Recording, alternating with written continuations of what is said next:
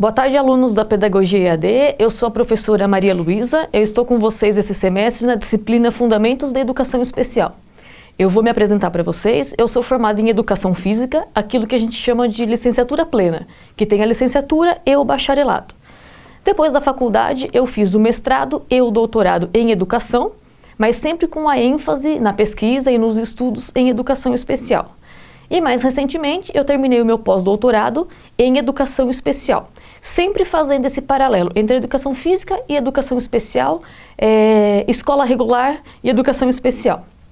Além disso, eu faço parte do corpo editorial, ou seja, eu sou um dos editores da Revista Brasileira de Educação Especial e também da Revista da Associação Brasileira de Atividade Motora Adaptada. E sou parecerista de diversos periódicos científicos e congressos aqui no nível do nosso país. Aqui na FAIP, eu sou professora nos cursos de Educação Física, Fisioterapia e Pedagogia. Bom, a nossa disciplina, como vocês devem ter visto no material, ela tem 4 eixos organizadores. O primeiro eixo é o aspecto histórico e conceitual, onde a gente vai estudar um pouco, obviamente, da história e como é que as coisas foram se encaminhando até chegar no processo que a gente tem hoje, que é da inclusão. O segundo eixo é o estudo das deficiências. Então, nós vamos perpassar ao longo desse semestre sobre as características, as causas e as formas de trabalhar com as pessoas, com os alunos com deficiência intelectual, visual, física, auditiva e também os alunos com transtorno do espectro autista. O terceiro eixo é o eixo inclusão escolar. Nesse eixo, que é extremamente importante para vocês, né, estudantes da pedagogia, nós vamos estudar um pouco da legislação, ou seja, o que é de lei, de legalização hoje que sustenta esse processo de inclusão, e nós também vamos estudar as questões do público-alvo da educação especial. O quarto eixo é o eixo acesso, participação e aprendizagem. Se nós formos ver na nossa lei, que é a Política Nacional de Educação Especial na perspectiva da educação inclusiva, o público-alvo ele tem como garantia o acesso, a participação e a aprendizagem. Então, quando eu falo em inclusão escolar, eu não estou falando apenas no acesso via matrícula. Eu estou falando no acesso à escola, eu estou falando no acesso ao conteúdo, eu estou falando nas garantias de participação e, como consequência, a aprendizagem. Então, quando nós escrevemos e lemos textos sobre inclusão escolar, é preciso entender que é um processo de fato, que inclui o acesso, a participação e a garantia da aprendizagem. Vou fazer uma síntese para vocês agora da nossa unidade 1, que foi a unidade do mês de agosto. Na nossa primeira aula, nós estudamos as formas de tratamento da pessoa com deficiência ao longo da história. E eu comecei com uma pergunta: por que é importante estudar a história sobre esse assunto? Justamente para a gente entender a origem, né? Ou seja, como é que começou, para a gente entender os desdobramentos, como é que era e como é que ficou hoje. E também para nós entendermos que, nas diferentes épocas e nas diferentes culturas, a pessoa com deficiência foi tratada de diferentes formas. Então, nós vamos pensar lá na antiguidade, na época dos nômades. Os nômades são aquele grupo de pessoas que vivem sem moradia fixa, né? Ora estão num lugar, ora estão em outro. Esse grupo de pessoas, pensando mais antigamente, e até hoje, se a gente for pensar, por exemplo, nos ciganos, né? Eles são pessoas que eles precisam prover a própria alimentação e a própria sobrevivência. E naquela época, eu estou falando da história, as pessoas com deficiência, elas eram entendidas como pessoas que não conseguiriam garantir a sua própria alimentação, o seu próprio sustento e nem da sua família. Então, começa como? Com essas pessoas sendo excluídas, ou seja, abandonadas na mata, entregue aos animais. Nossa, mas isso é bastante complicado de se falar hoje, mas a gente precisa entender que era a visão daquela época, né? Ou seja, nessa época a concepção era essa, hoje a gente pensa diferente. Passado um pouquinho os anos, chegando na época da Grécia, de Esparta, de Roma, o que começou a acontecer? Era uma época em que a concepção de mundo, o que se vivia, eram os jovens fortes, bonitos e resistentes para o combate à guerra. Então era isso que se esperava, que nascessem meninos fortes e que com o passar do tempo, já pudessem ser treinados para defender a sua pátria. Quando nascia uma criança com deficiência, vocês concordam que era como se fosse, entre aspas, uma contradição com o que se pensava naquela época? O que acontecia com essas crianças? Elas também eram excluídas. De que forma? Abandonadas, jogadas em precipício. Aqueles de vocês que já assistiram o filme 300, lá vocês vão verificar que assim que nasce um bebê e que é identificado que ele tem uma deficiência, né, não nos métodos como a gente vê hoje, ele é abandonado, jogado num precipício. Então vejam que as coisas elas vão acontecendo, a humanidade vai amadurecendo e as formas de tratamento vai mudar. Até que chega numa época, mais ou menos no momento do cristianismo, em que essas crianças elas começam a não ser mais excluídas, abandonadas. Elas começam a ser segregadas. É quando os bispos começam a receber essas crianças nas instituições e eles passam a ser entendidos como também são filhos de Deus. Então eles deixam de ser excluídos, exterminados e passam a ser cuidados em locais próprios. É só no século XIX, quando começam a surgir as iniciativas de educação para as pessoas com deficiência. E posteriormente é que chegam as leis, ou seja, a nossa legislação. De tudo isso que eu estou explicando para vocês, surgem então os paradigmas sociais e educacionais. Paradigma é uma ideia que rege uma humanidade naquele determinado momento. E com relação às pessoas com deficiência, são 4 paradigmas. O primeiro paradigma é o da exclusão, que é o que eu acabei de comentar com vocês, quando eles não têm acesso à participação junto com as demais pessoas da sociedade, como acontecia na época do extermínio. O segundo paradigma é o da segregação, em que eles não participam naquele mesmo local que a sociedade, mas eles participam em locais somente deles, que é quando começa a institucionalização, o recebimento deles pelos bispos. O terceiro paradigma é o paradigma da integração, que no Brasil, até pouco tempo atrás, nós estávamos nele. Integrar significa estar junto, fazer parte de. Então, a integração, ela tinha como base, de modo bastante resumido, que a pessoa com deficiência, o aluno com deficiência, ele poderia estar na mesma escola que os outros alunos. Porém, o que vigorava naquela época é o que a gente chama de normalização. Essa pessoa com deficiência, ela poderia estar na mesma escola, lá na escola regular. Porém, ela precisava se normalizar. O que é isso? É ela conseguir ter as condições de estar dentro daquele padrão que a sociedade exigia, sem que a sociedade sem que a sociedade oferecesse condições para ela. Era como se a pessoa tivesse a seu próprio encargo que conseguir criar condições para estar naquela mesma escola.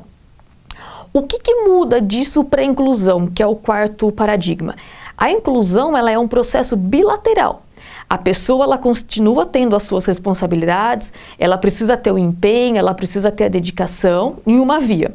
Mas na outra via, a sociedade também vai oferecer condições, que é o que nós vamos ver. O professor de apoio, o cuidador, as questões de acessibilidade. Então não se sobrecarrega a pessoa, ela tendo que se normalizar. Não.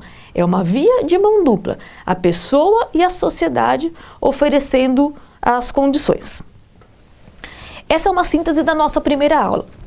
Na segunda aula, nós avançamos a discussão sobre os temas educação inclusiva e educação especial. Basicamente, a educação inclusiva, essa expressão, ela surge em 1994 com grande força, com a Declaração de Salamanca. Salamanca, na Espanha, um momento em que lá na Espanha se reuniram grandes líderes do mundo todo visando uma educação de qualidade. Então, a educação inclusiva ela tem como base um termo bastante comum que é o NEE, Necessidades Educacionais Especiais. Então, o que está envolvido nisso? A educação inclusiva, ela parte do princípio da Constituição que a escola e a educação é um direito de todos. Isso é sem discussão. Mas a educação inclusiva, ela vai então partir desse princípio do NEE, ou seja, da NEE, das Necessidades Educacionais Especiais, que não inclui apenas as crianças com deficiência, inclui deficiência, superdotação, questões linguísticas, questões de grupos minoritários. Então, usar o termo NEE é algo bastante abrangente, além da questão da deficiência. Então, a educação inclusiva seria criar condições para que na escola todas essas crianças com NEE tivessem as suas condições, as suas necessidades educativas atendidas. Porém, em 2008, surge um documento que é a Política Nacional de Educação Especial na Perspectiva da Educação Inclusiva. E lá na página 10, os idealizadores dessa política, eles reconhecem que, apesar de todos os esforços para criar uma educação inclusiva, o Brasil, a legislação, não chegou nesse ponto. E é por isso que surge a educação especial. Hoje, a partir dessa política, né, que nós já temos aí 11 anos dela, a educação especial, ela continua tendo como base a escola e a educação como um direito garantido para todos, porém surge a expressão que vocês já devem ter ouvido e estudado, que é o público-alvo da educação especial. Os serviços e os atendimentos, eles são destinados a 3 grupos, que são os alunos com deficiência, os alunos com transtornos globais de desenvolvimento e os alunos com altas habilidades e superdotação. Então vejam que a política tem em seu nome Política Nacional de Educação Especial na perspectiva da educação inclusiva. Significa o seguinte, que ainda não alcançamos aquela ideia de uma educação inclusiva que de fato atenda todas as necessidades educacionais de todos os alunos, mas nós estamos no caminho, por isso que essa política é na perspectiva. E hoje nós temos esses 3 grupos, que são os grupos que formam o público-alvo da educação especial: deficiência, transtornos globais de desenvolvimento e altas habilidades e superdotação. Hoje, os municípios e os estados, eles têm como base essa política. Muito bem, na terceira aula, então, sabendo que nós temos esse público-alvo, nós começamos a entender quem são essas crianças, desses 3 grupos do público-alvo. E o primeiro grupo que nós estudamos foi o grupo da deficiência intelectual. O que é importante lembrar dessa deficiência? Que a deficiência intelectual, ela é uma limitação, tanto no funcionamento intelectual quanto no comportamento adaptativo. Isso significa que uma criança que tem deficiência intelectual, ela vai ter no seu raciocínio, na sua abstração, na sua forma de pensar, de raciocinar, de resolver problemas, uma limitação, que é medida, que é quantificada pelo teste de QI, sendo ele resultante de menor ou igual a 70. Mas não é só isso que define uma criança com deficiência, não é apenas o QI abaixo da média. Para que ela também seja enquadrada, ela precisa ter o comprometimento em 2 comportamentos adaptativos. O que é isso? Comportamento adaptativo são aquelas habilidades sociais do nosso dia a dia. Trabalho, vida em comunidade, vida em família, autocuidado, e outros que vida no lar. Então, resumindo, significa o seguinte: para uma pessoa ela ser laudada, diagnosticada com deficiência intelectual, ela tem que ter o QI dela, o valor dela menor ou igual a 70 e pelo menos 2 pelo menos 2 áreas de comportamento adaptativo com limitações.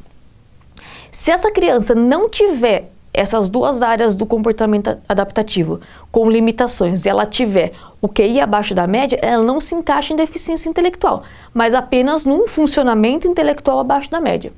Para ter deficiência intelectual tem que ter tanto as limitações no funcionamento intelectual, quanto em pelo menos 2 áreas do comportamento adaptativo. E a última aula, a que nós tivemos na semana passada, foi do tema deficiência visual. E lá vocês puderam ver as causas, as condições, as características. É importante lembrar que a deficiência visual ela tem 3 classificações. Nós temos a classificação médica, que é aquela quando nós vamos no médico e ele faz aquele teste, né? E nós temos a questão do grau que cada um utiliza. Nós temos a classificação educacional, isso é, uma pessoa com deficiência na classificação educacional, que é utilizada na escola, ela pode ser cega, total ou com baixa visão. E também nós temos a classificação esportiva, que ela vai ser utilizada com a letra B, B1, B2 e B3. A letra B por conta do blind em inglês, que vai significar cegueira ou cego. Então, sempre lembrando das 3 classificações, a médica, a escolar, que se subdivide, ou educacional, que se subdivide em cegueira total ou baixa visão, e a esportiva, que é o B1, que é o B2 e que é o B3. Espero que esse vídeo auxilie vocês nos estudos e a gente se encontra na próxima revisão. Até a próxima!